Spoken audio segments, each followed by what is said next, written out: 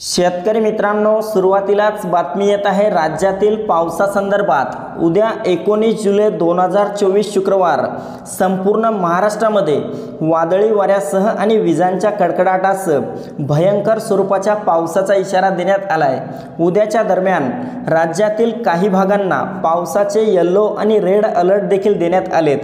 तर मित्रांनो, जाणून घेऊया सविस्तर अपडेट।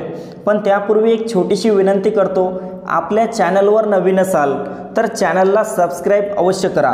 मित्रांनो, उद्याच्या दरम्यान संपूर्ण कोकण पट्टा आणि उत्तर महाराष्ट्रात नाशिक, मालेगाव, नंदुरबार, धुळे, जळगाव, चाळीसगाव, मनमाड तसेच मुंबई, ठाणे, पालघर, रत्नागिरी, रायगड, सिंधुदुर्ग, राजापूर, सावंतवाडी, कल्याण, डोंबिवली, वसई विरारच्या परिसरामध्ये मोठ्या मुसळधार स्वरूपाचा पाऊस होणार आहे।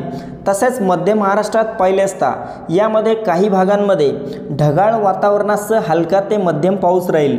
मात्र काही परिसरात वादळी वाऱ्यासह आणि विजांच्या कडकडाटासह मोठी अतिवृष्टी असणार आहे।